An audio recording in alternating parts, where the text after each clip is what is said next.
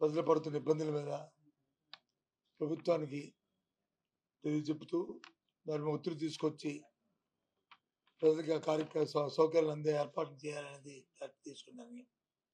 అందులో ముఖ్యంగా ఈ మధ్యకాలంలో తుఫాన్లు వచ్చాయి, అకాల వర్షాలు వచ్చాయి.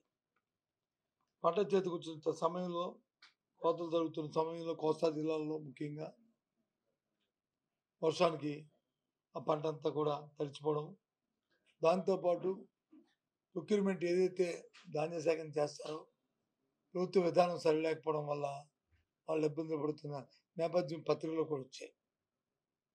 అది మేము చెప్తేనే మాట కాదు, అన్ని పత్రికలు, అన్ని మీడియా కానీ, ప్రజలు కానీ, రైతులు అందరం కూడా ఒకేసారి ఏక వచనంతో గొంతెత్తి ఆ వైఫల్యాన్ని చాటే.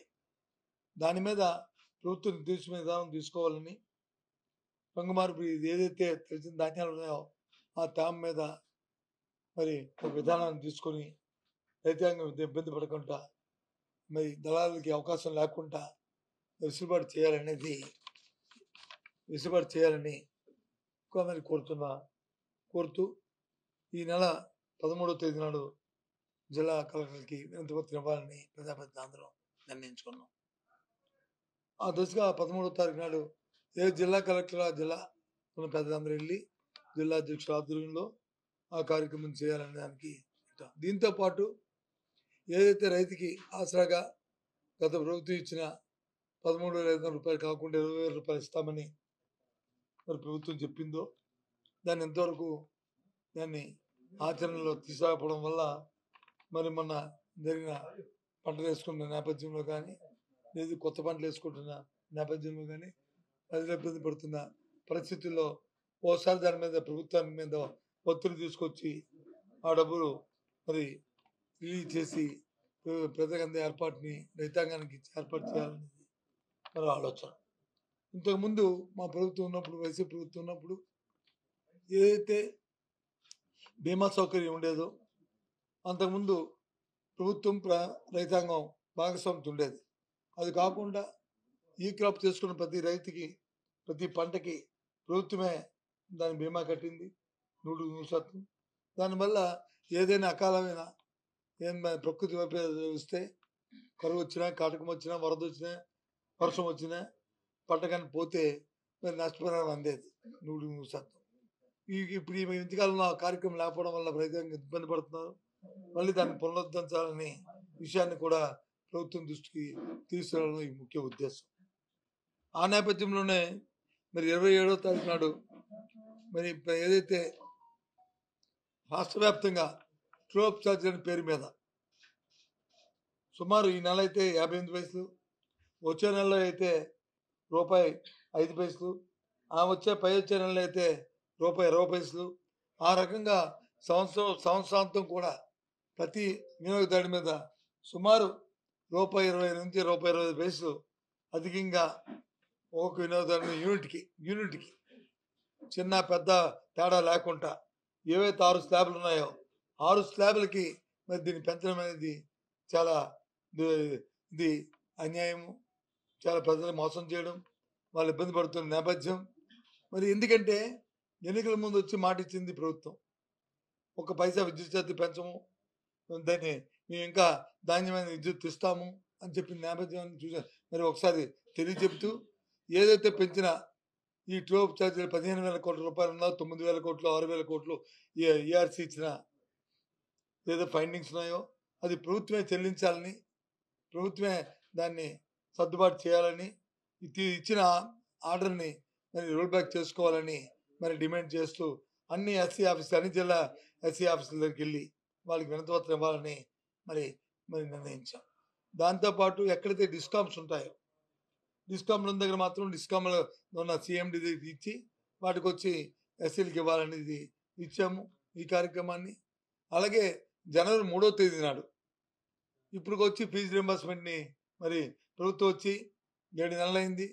మరి గత ప్రభుత్వంలో ఆగ్రబాద్ ఇవ్వాల్సి వచ్చిన దాన్ని కూడా మరి రిలీజ్ చేద్దామంటే ఎలక్షన్ టైంలో చేయకూడదని అప్పుడున్న మరి ఎలక్షన్ కమిషన్ కానీ, లేదు ఇప్పుడు ఈరోజు అధికారంలో ప్రభుత్వాన్ని ఆ రోజు ఎన్నికల్లో పిటిషన్ పెట్టి దాన్ని ఇవ్వనీకంటే ఆఫ్ చేసిన నేపథ్యం. ఇప్పుడు వచ్చి మొత్తం అంతా కలిస్తే అప్పుడే మూడు వాయిదాలు అయిపోయింది, 4వ వాయిదాకి వచ్చేస్తుంది. ఇప్పుడు వచ్చి రిలీజ్ చేయడం వల్ల మరి విద్యార్థులు ఎంత ఇబ్బంది పడుతున్నారు.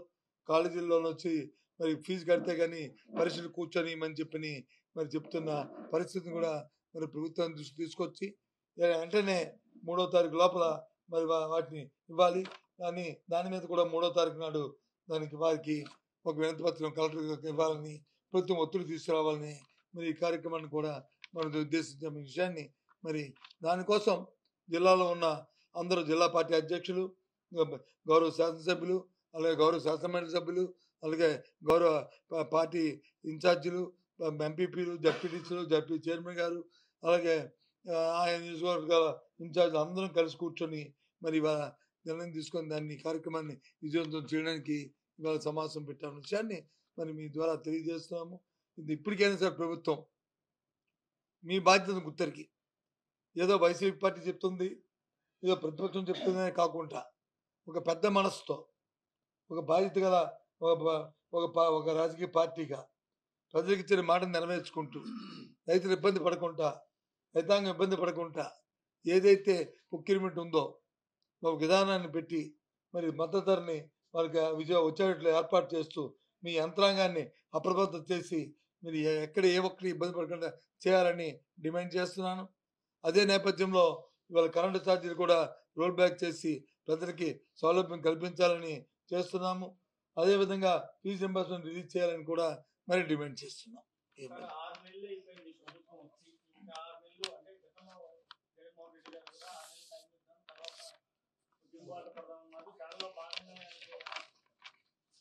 దాంట్లో భాగం మా బాధ్యత, దాంట్లో భాగంగా కాదు.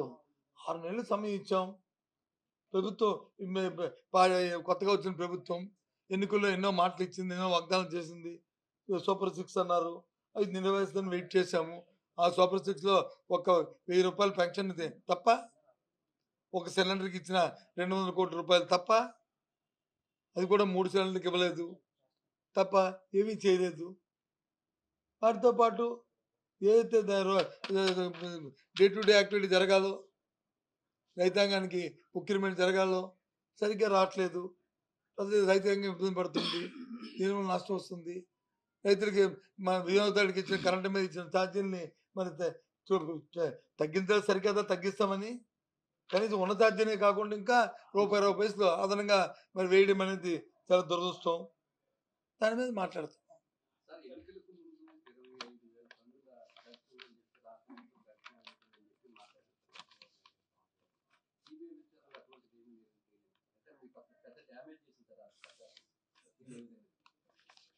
ఎన్నికల్లో డ్యామేజ్ చేసింది వాళ్ళ కుటుంబ రాజకీయాలు, వాళ్ళకున్న స్వార్థం, వాళ్ళకు వచ్చిన విద్యలన్నింటినీ కూడా అన్నింటినీ కూడా టైం పెట్టారు.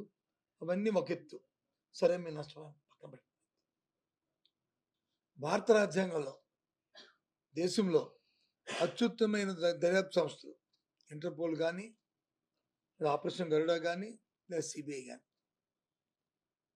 ఎక్కడి నుంచో బ్రెజిల్ నుంచి ఇక్కడ వరకు ట్రాక్ చేసుకొచ్చి ఏదైతే ఇక్కడికి వచ్చిన తర్వాత అందులో కంటైనర్లో లేవని చెప్పని ఆ కంటైనర్లు సీజ్ చేసి ఒక ఇద్దరిని అరెస్టు పెట్టి ఈ కార్యక్రమం చేసి ఇవ్వాల్సి లేవని చెప్తే అంటే వ్యవస్థ ఎంత మేనేజ్ అవుతుందని ఆలోచించాలని కోరుతున్నాను.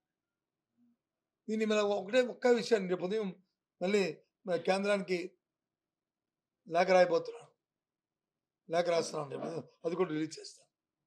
చాలా సంతోషం. మా విశాఖపట్నానికి వచ్చిన మచ్చ ఇక్కడ డ్రగ్స్ని ఇక్కడ నుంచి ఈ పోర్ట్ నుంచి వెళ్ళట్లేదని విషయం తెలియచెప్పడం చాలా సంతోషిస్తున్నాం.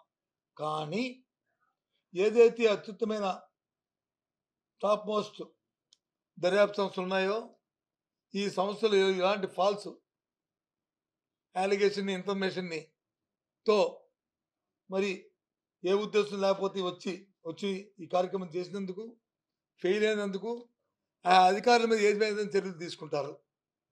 ఎంత నేషనల్ వేస్ట్, ఎంత టైం వేస్ట్, అంత వేగ్గా, అంత సబ్స్టాండర్డ్గా ఆ సంస్థలు పనిచేస్తున్నాయంటే మాకు ఆశ్చర్యంగా ఉంది. మన దేశం పరువు ఏం కాను, ఇంటర్పోల్ పరువు ఏం కాను, సిబిఐ పరువు ఏం కాను, గరుడ ఆపరేషన్ తాలూకు పరువు ఏం కాను. కాబట్టి దీనికి సంబంధించి ఎవరైతే దీన్ని ఈ విధమైన ఇచ్చారు. వాళ్ళ మీద చర్య తీసుకోవాలని రేపు కేంద్ర మంత్రి గారికి, మన అమిత్ షా గారికి, హోంమంత్రి గారికి రేపు ఇంకో లేఖ కూడా రేపు రాస్తున్నాం. అది కూడా మీకు రిలీజ్ చేస్తాను. నేను నేను జరగలేదు, జరిగింది, తప్పించారు, తప్పించలేదు అనే వ్యవస్థలోకి నేను వెళ్ళదలుచుకోలేదు. ఎందుకు బికాజ్ అంటే అత్యుత్తమైన సంస్థలు ఫెయిల్ అయ్యిందంటే, అయితే లేకపోతే సంతోషం. అయితే ఈ ఫాల్స్ ఇంప్లాయ్మెంట్ పాస్ ఆన్ చేసిన మీద చర్య తీసుకోవాలి కదా అధికారుల మీద. తీసుకోండి, ఎవరి మీద తీసుకుంటారు? అకౌంటబిలిటీ ఎవరి మీద చేస్తారు? ఇంత నేషనల్ వేస్ట్కి, ఇంత సమయానికి, ఇంత ఆ ఏజెన్సీలకు వచ్చిన మచ్చకి ఎవరు బాధ్యులు? లేదు అంటే ఎవరైనా దీన్ని మేనేజ్ చేస్తుంటే వారి మీద చర్యలు తీసుకోండి. సమ్మస్ట్ అకౌంటబిలిటీ ఉండాలి దీంట్లో. వేగ్గా ఉంటే మాత్రం దేశం తాలూకా పరువు ప్రతిష్టలకి, పేరు ప్రతిష్టలకి ఇది చెడ్డ పేరు తీసుకొస్తుంది. ఇలాంటి వ్యవస్థలు కానీ, మేనేజ్మెంట్లు కానీ అయితే చాలా చెడ్డ పేరు వస్తుంది సమ్మడి. కాబట్టి నేను రేపు లేఖ రాస్తున్నాను, అమిత్ షా గారు పంపిస్తాను, సాక్షాత్ ప్రధానమంత్రి గారికి కూడా పంపిస్తాను. వీలైతే సమయం అడిగి నేను నా ప్రత్యేకంగా కూడా దీన్ని తీసుకెళ్తాను. నాట్ ఓన్లీ సిబిఐ, ఇది గరుడ ఆపరేషన్ గరుడ తాలూకా ప్రక్రియలో భాగంగా ఇంటర్పోల్ ఇన్వాల్వ్ అయ్యి వాళ్ళు ట్రాక్ చేసుకొస్తూ సిబిఐని ఇన్వాల్వ్ చేసి 3 ఏజెన్సీలు దీంట్లో ఉండి కస్టమ్స్తో కలిపి ఇవాళ ఏమీ లేదు తుస్సుమనిపించేస్తే సంతోషం. మాకు వైజాగ్లో ఎక్స్పోర్ట్ జరగలేదు అదే హ్యాపీ. ఎందుకంటే వైజాగ్ ప్రజలుగా, ప్రజాప్రతినిధిగా మాకు ఆ మచ్చరాలేదు మా పోర్ట్కి అన్న వేరే హ్యాపీ. బట్ సైమిల్టేనియస్లీ ఆ రోజు బదనాం చేసి రాజకీయ ఉద్దేశంతో రాజకీయ కుతంత్రాలు చేసుకుని చేయడం ప్రయత్నం చేయడమే కాకుండా ఆ సంస్థల తాలూకా పేరు ప్రతిష్టలు ఎవరు దాని బాధ్యులు? ఇంత వేగ్గా, ఇంత మిస్లీడ్ చేస్తున్న కార్యక్రమాన్ని ఎవరు బాధ్యులు? Who is responsible? Somebody accountable. ఓడిపోవడానికి ఇది ఒకటి కారణంగా సో మెనీ కారణాలు, కానీ ఇలాంటి మేనిపులేట్ ఇది అందుకే నాన్న కదా. అది ఎన్నికలకి దీనికి సంబంధం ఉన్నదా పక్కన పెట్టుకుంటే ఆ సంస్థకు వచ్చిన ఎంత నష్టం, ఆ సంస్థలు తాలూకా పెట్టుకున్న ఎన్నికల కోసమే కానీ దీన్ని ఆపరేషన్లో ఉపయోగించుకుంటే సంస్థ తాలూకు పరువేయం వల్ల, ఈ దేశం పరువేయం వల్ల, ఈ దేశం తాలూకు ప్రతిష్టం వల్ల ఎవరు దీంట్లో తప్పు చేశారు, ఆ తప్పు బయటపడాలి.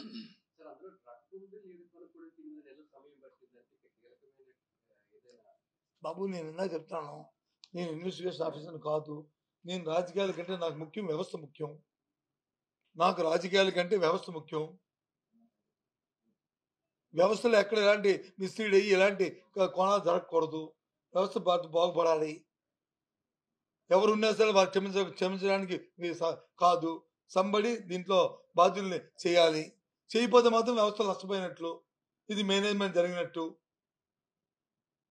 చేయకపోతే ఎందుకంటే దేశంలో ఎప్పుడు కూడా ఎలాంటి సంఘటన జరగలే. సాక్షాత్తు ఆపాదించారు. బ్రెజిల్ ప్రధానమంత్రితోనే పాపం అమ్మాయి ఇక్కడ సాయిరెడ్డి గారికి వచ్చి వారితో లింకులోనే చెప్పారు. సరే అవి తేటతలం అయిపోయింది, అవి పక్కపడండి. ఇవన్నీ రాజకీయాల్లో ఒకరు బుర్ర తల్లుకోవడం. కానీ వ్యవస్థలకు రాజకీయాల్లో రాకూడదు కదా. వ్యవస్థలకి ఒక బాధ్యత ఉండాలి కదా. ఇంటర్పోల్కి కానీ, లేకపోతే ఆపరేషన్ గరుడకి కానీ, లేకపోతే సిబిఐకి కానీ ఏం చేస్తున్నాయి ఇవి. కాబట్టి నేను ప్రధానమంత్రి గారికి, హోంమంత్రి గారికి ప్రత్యక్షంగా నేను అపాయింట్మెంట్ అడుగుతాను. ఒక నాకు దొరకకపోతే నేను ఆ లేఖల్ని వాళ్ళ ఆఫీస్లో ఇచ్చి దీని మీద జరపని అడుగుతాను. దాని మీద ఎవరు అకౌంట్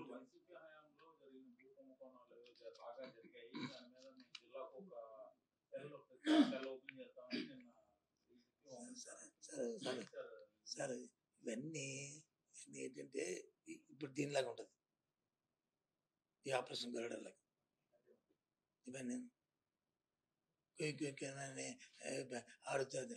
ఇప్పుడు నేను వద్దు అన్నాం అనుకో, ఏ వద్దు మాంతరా. ఇప్పుడు 6 నెలలు అయింది, ఎన్ని దర్యాప్తు చేశారు, ఏం జరుగుతున్నాయి వేసుకోమని. జిల్లా కోర్టు కాకపోతే డివిజన్ కోర్టు వేయమనండి. అసలు ఇవన్నీ పక్కన పెట్టండి సార్, వేసుకోమని సార్, మాకు అభ్యంతరం లేదు. నేను మొన్నటి రోజున అడిగాను, మళ్ళీ రేపు లెటర్ రాస్తున్నాను. ఏది మన సిట్ని బయట తీయమండి అన్న. అదే అప్పుడు మేము చేయలేకపోయాము, ఇప్పుడు చేయొచ్చు కదా. ఎందుకు చేయలేకపోయాము? వేరియస్ కారణాలు. ఓకే, ఫైన్ ఫైన్, ఇవాళ చేయొచ్చు కదా. నేనే అడుగుతున్నాను కదా, డిమాండ్ చేస్తాను కదా. ఎందుకు చేయకూడదు? సిట్ ఎవరు వేశారు? టీడీపీ గవర్నమెంట్ వేసింది. దాన్ని వైసీపీ గవర్నమెంట్ ఎక్స్టెండ్ చేసింది. మళ్ళీ ముందు వచ్చి 2009 నుంచి అన్నారు, 2009 నుంచి కాదు 2014 నుంచి అన్నారు, దాన్ని 2004కి ఎక్స్టెండ్ చేశారు. ఫైన్, ఎందుకంటే 2004లో మేము అందరం మంత్రులు అని. ఫైన్. ఆ తర్వాత మా ప్రభుత్వం వచ్చి ఇంకో సంవత్సరం ఎక్స్టెండ్ చేసింది. ఫైన్.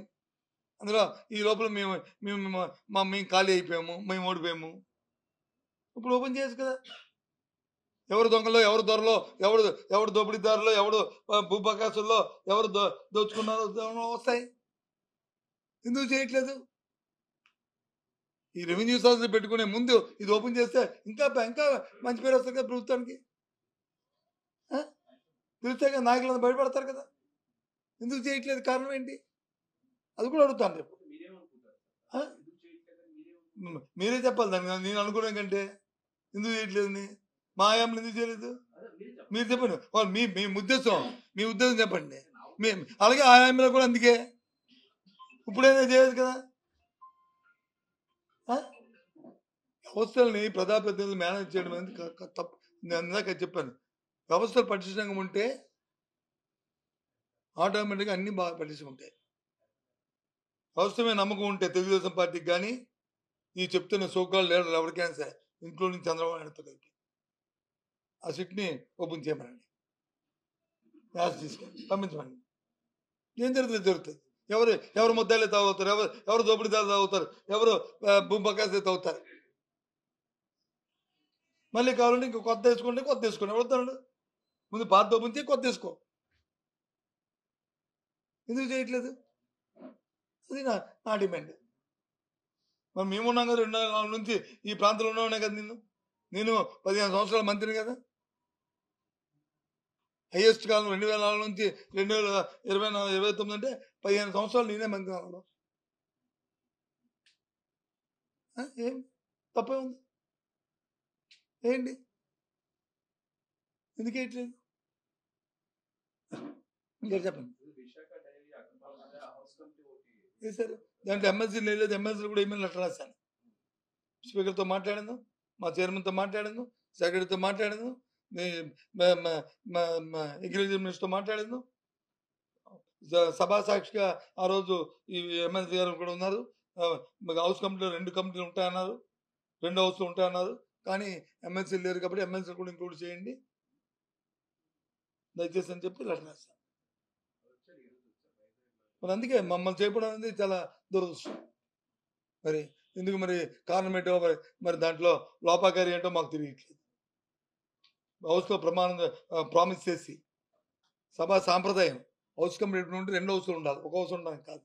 కానీ మరి ఎగువ సభ ఎందుకు పెట్టలేదు, ఎమ్మెల్సీలు ఎందుకు పెట్టలేదు, శాసనమండలి ఎందుకు పెట్టలేదు నాకు అర్థం అవ్వట్లేదు. దాంట్లో లోపాకారి ఏంటో మరి ఉన్న లాలుచి ఏంటో నాకు ఐ డోంట్ నో.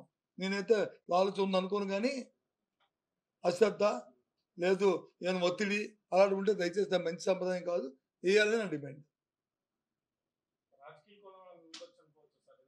మేబీ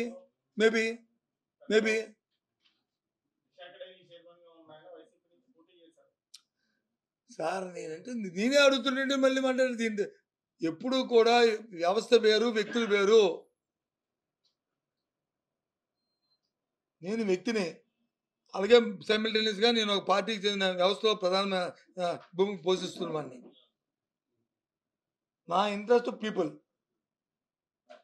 నా ఇంట్రెస్ట్ నా పార్టీ, తర్వాతే పర్సనల్. ఆ లైన్ ఉండాలి తప్ప నా పర్సనల్ ముందు, తర్వాత వచ్చి పార్టీ, తర్వాత వచ్చి ఇదంటే లాభం లేదు. అది నేను అంటుంది. ఇంకేమున్నాయా? కానీ ఒకటి మాత్రం, thanks to Chandrababu Naidu, thanks to Chandrababu Naidu government. ఎందుకు? వై మేము వచ్చి ఎప్పటికప్పుడే పెడుతున్నాం. ఏవి? పేరెంట్ స్టూడెంట్ కమిటీలు, అవన్నీ సంవత్సరానికి 3 సార్లు పెడుతున్నాం. ప్రతి సంవత్సరం ఆరంభంలో పెడుతున్నాం. ఇప్పటికైనా పెట్టారు సంతోషం. కానీ అందులో ప్రధానమైన భూమిక ఏంటంటే నాడు నేడులో మేము వేసిన బెంచీలు తయారు చేసిన స్కూల్స్లో మేము పెడుతున్న మెను మధ్యాహ్న భోజనం జనాన అవి తిని ఆ బెంచీల మీద కూర్చొని వాళ్ళని అందంగా పిల్లల్ని చూసి అవి చూపెట్టేందుకు ప్రజలకు మళ్ళీ ఒకసారి చూపెట్టేందుకు సంతోషం. ఎందుకంటే తప్పలేదు, ఇంకా ఇన్విటబుల్ అయిపోయింది. ఆ బెంచుల మీద కూర్చోక తప్పలేదు, ఆ స్కూల్లో మన అందమైన స్కూల్లో ఆ మీటింగ్ పెట్టుకోక తప్పలేదు, ఆ భోజనం తినక తప్పలేదు. ప్రభుత్వం నేను కాదనలేదు, ఏమీ చేయలేదు. నేనంటే ఏమీ చేయలేదు ప్రభుత్వం. అప్పుడు ప్రభుత్వం స్కూల్స్ వచ్చి బస్సు పెట్టించి అన్నారు కదా, దానికి మాట్లాడుతున్నాను తప్ప ఇదంతా ప్రభుత్వం. ఇది చంద్రబాబు జోబులతో, సత్యబాబు జోబులతో, జగన్మోహన్ జోబులతో కాదు, లేకపోతే లోకేష్ జోబులతో కాదు, ఇది ప్రభుత్వంతో ఎవరిదైనా.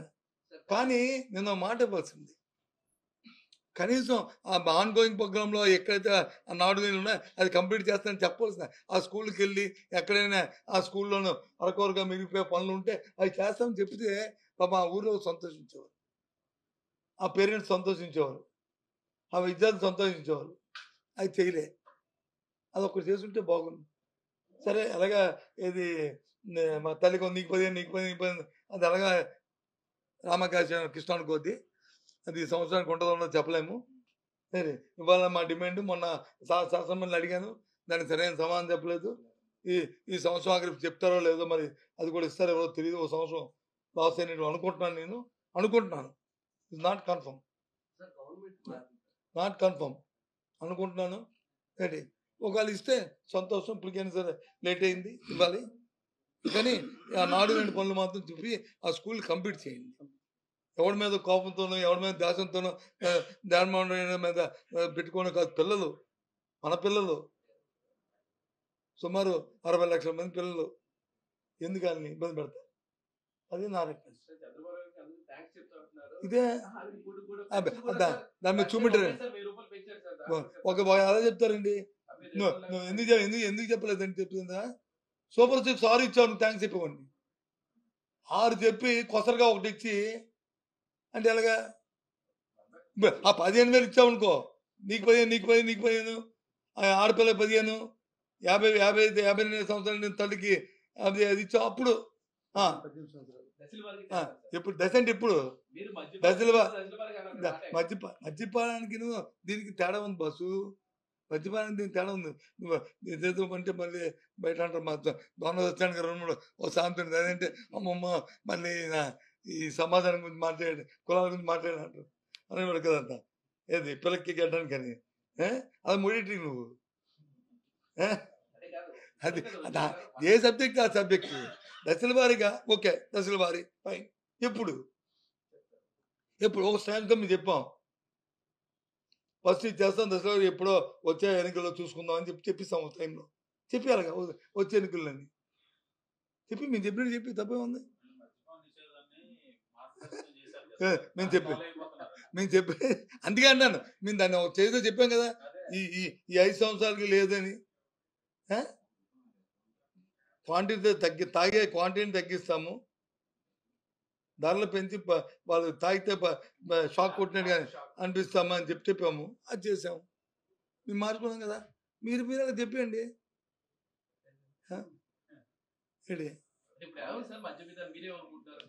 నేనేమనుకుంటే దానికి సపరేట్ ప్రెస్ కాన్ఫరెన్స్ పెట్టుకోవాలి. నాకు పాసింగ్ మార్కులు అయిపోద్ది, వేగ్గా అయిపోద్ది. అందుకని బాగోదు, వేగ్గా అయిపోద్ది. ఎందుకంటే నిన్న ఆయన అది చెప్పుంటే బ్రహ్మాండం ఉండదు. దాంతోపాటు ఇంగ్లీష్ మీడియము, మరి ఇంగ్లీష్ మీడియం ఇప్పుడు ఉన్న మనందరం మన పిల్లలకి ఇంగ్లీష్ మీడియం కావాలా వద్దా చెప్పండి. బలవంతం పెట్టాము మేము. సుమారు 68% మంది ఇంగ్లీష్ మీడియంలో రాసుకున్న పిల్లలకు వచ్చి ఏమనంటే తెలుగులో చదవాలని ఒక మహానబాడు వచ్చి తెలుగులో ఉండాలి, మీరు తెలుగులో అన్నాడు. ఇక్కడ నుంచి ఏ చెన్నైకో ఏ ఢిల్లీకో ఎక్కడికి వెళ్తే ఏం చేస్తాం? నేను తెలుగుని ఉండాలా, కానీ నేషనల్ లాంగ్వేజ్ కూడా ఉండాలి కదండి. హిందీ ఇంగ్లీషును పొద్దుని దాన్ని పెట్టి ఆ నేచురల్ ట్రోఫీలు పెడితే ఆ ట్రోఫీలు ఆ సెక్షన్ తీసేసి సిబిఎస్ సిలబస్ పెడితే సిబిఎస్ ఆపేసి ఎందుకు ఇది? నువ్వు ఎవరైనా కోపం ఉంటే ఇంకేదైనా ఉంటే చెయ్యు. అది దీనివల్ల సమాజానికి పనికొచ్చేది. సమాజం పనికొచ్చి ఆపితే ఎలాగా? అడిగారు కదా నన్ను తల్లులు మీటింగుల్లో అడిగారు కదా! అడగలేదు చెప్పండి. మీ మీ మీ టీవీలు, మీ పేపర్‌లో రాసా కదా! అడిగినట్టుగా ఎందుకు బాబు అవి ఆపారు అవి పెట్టండి అని అడిగారు కదా! ఎందుకు ఆపారవి? ఆ! అంతకుముందు నీకు జ్ఞాపకం ఉండదు. ఎవరు మన ఈ మినిస్టర్ గారు ఎవరు సివిల్ సప్లై మినిస్టర్ గారు. ఇప్పుడు అప్పుడు మినిస్టర్ కాదు. ఈ టోపుల మీద ఏది ఇది ఏఐ మీద అలాగే హైయర్ ఎడ్యుకేషన్ ఇది పెట్టాం కదా పద్మశ్రీ అవార్డు అది తీసుకొచ్చి విదేశాల్లో ఫారెన్ ఎడ్యుకేషన్ సిస్టంలో ఏం పెట్టాం. కుంభకోణం జరిగిపోయి వేల కోట్ల రూపాయలు తినేసారు. వాళ్ళదే కదా గవర్నమెంట్. తినేసామో లేదు లెక్కలాదనే ఉంటాయి కదా. ఎవరికి ఎంత ఇచ్చామో లెక్కలాదనే ఉంటాయి కదా. బైజూస్ లెక్కలు ఆధారం ఉంటాయి కదా. తినేసాం లేదు చూసుకోవచ్చు కదా. ఫ్రీ అని చెప్పినది ఎందుకంటే ఇవన్నీ రాజకీయాలకి మాట్లాడడానికి పనికొస్తాయి కానీ వాస్తవికతగా దానివల్ల ప్రజలకు మంచి జరిగిందా లేదని చూసుకో. నేనేం వాళ్ళలాగా వచ్చి కుస్తీ పళ్ళ ఛాలెంజ్ నేను సవాళ్ళు చేయను కానీ అవసరం అన్నీ చూస్తాం. ఏది మంచి ఏది చెడు మంచి కార్యక్రమం కొనసాగించు. లేదు నీకు ఏదైనా దానివల్ల ప్రజలకు ఇబ్బంది పడుతుంది, విద్యార్థికి ఇబ్బంది పడుతుంది, దాన్ని మార్చుకో. తప్పు కాదనలేదు. ఇప్పుడు కూడా మళ్ళీ చెప్తున్నాను, గత 5 సంవత్సరాల్లో ఆంధ్ర రాష్ట్రంలో ఏది 117 జీవో కానీ జీవోల గురించి కానీ స్కూళ్ళు మూసేసామన్నా చూసా ఏ ఒక్క స్కూల్ కూడా మూయలేదు. విలీనం చేశాం. విలీనం చేసిన ఈ స్కూల్ మూయలేదు. నువ్వు అర్థం చేసుకోవాల్సింది ఏంటంటే జోగు ఇది ఇక్కడ 1 నుంచి 5వ తరగతి ఉంది. ఇక్కడ 1 తరగతి ఉంచాము, 3వ తరగతి తీసుకెళ్ళి హై స్కూల్ కలిపాము. ఏది ఉన్నత పాఠశాల కలిపాము. 9వ తరగతి ఉందని 10th క్లాస్ ఉందని కలిపాము. కానీ 1-2 మూయలేదు. ఇదే స్కూల్ ఒక ఊర్లో పెట్టామంటే ఆ ఊర్లో ఏదో ఘనతాలకి మా ఊర్లో స్కూల్ ఉంది చదువు. ఇవాళ కూడా చెప్తాను, ఒక్క స్కూల్ మూయలేదు. ఉదయం పేపర్లో మీరు ఈ ఊళ్ళో స్కూల్ మూస్తారని ఇవ్వండి, చూసాము నిజమే కదా తప్పు చెప్పారని నేను సరిదిద్దుకుంటాను. అది ఎందుకైనా చేసాము. టీచర్లకు కూడా ఏం చెప్పామంటే 117 జీవితాలుగా దానికి స్పీడ్ ఏంటి, మినిమం 19 పిల్లలు ఉంటే ఒక టీచర్, 19 దాటి 20 మంది దగ్గర ఉంటే 2 టీచర్లు. ఇప్పుడు 117 తీసావు, మళ్ళీ టీచర్లు అందరూ నా మీద వచ్చి ఊరిగా చూసింది అంటారు. ఇప్పుడు 20 మంది పిల్లలు ఉన్న 5 టీచర్లు రికమెండ్ చేసుకుని ఆ ఊర్లోకి వచ్చి ఉద్యోగం చేస్తే ఉపయోగం ఏంటి? దానివల్ల ఉపయోగం ఏంటి చెప్పండి. మేము పెట్టింది అంతే తప్ప ఇంకెంతగా. అది కూడా ఏంటి వాళ్ళంతా మాట్లాడి అన్ని చేసాం. ముందు 30 మంది 40 మంది ఉండేవారు. నేను ఎడ్యుకేషన్ మినిస్టర్ అయిన తర్వాత దాన్ని 20 కుదించాను. వాళ్ళందరూ అడిగితే టీచర్లు అడిగితే మేము 20 మంది ఉన్నారు కదా, 20 మంది లేకుండా 5 టీచర్ల స్కూల్లో ఉంటే ధర్మం కాదు కదా అని మా ప్రభుత్వ విధానం. సో అందుకు చేస్తాం తప్ప ఇంకొక ఆలోచన కాదు. ఇంకో ఆలోచన ఇంకేమున్నాయి వైజాగ్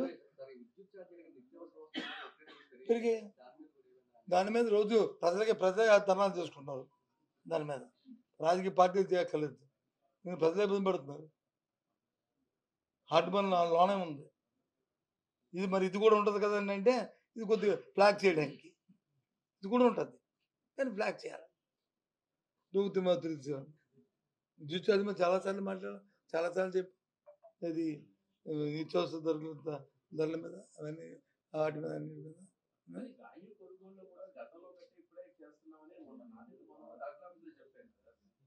సార్ మీకు ధాన్యం కొనుగోలులో 2 రకాలు ఉంటాయి. తెలుగుగా మాట్లాడడానికి పరచూరి బ్రదర్స్ అనే ఒక సినిమా డైలాగ్స్ రైట్ ఉంటాడు. ఏంటి ఇదైనా మాట్లాడచ్చు అదైనా మాట్లాడచ్చు. ఆ టైప్లో ఉంటే కాదు. వాస్తవంగా ధాన్యం కొనుగోలు ధాన్యం ఎలా ఉంటుందంటే ఆయా ప్రాంతాల్లో ఉన్న ఏరియాల్లో ఉన్న కాలమానం ప్రకారము, అక్కడ వర్షపాతం ప్రకారము, వాతావరణం ప్రకారం ఒక సంవత్సరం వచ్చి ఎక్కువ పడుతుంది, ఒక సంవత్సరం తక్కువ పడుతుంది. తక్కువ పడిన దాంతో లెక్కెట్టుకొని ఎక్కువ పడినప్పుడు వచ్చి నువ్వు పడింది చేసి తక్కువ పడినప్పుడు దాంతో లెక్కెట్టుకుంటే ఎలాగవుతుంది? చెప్పండి. అది రేపు కాకినాడలో ఉంది, నేను రేపు వెళ్తున్నాను. అప్పుడు అక్కడ అక్కడ మాట్లాడతాను. అది కాదు నేను పోతే నా పార్టీ మీటింగ్ ఆడితే రేపు కాకినాడలో మీటింగ్ ఉంది. ఆ మీటింగ్లో ఆ పోర్టు గురించి, ఈ ఈ రేషన్ బియ్యాల గురించి, ఆ ఎస్సీజెడ్ల గురించి, మా రామకృష్ణ గారు రాసిన ల్యాక్ గురించి అన్నీ అక్కడ మాట్లాడుకుంటాం అన్నీ.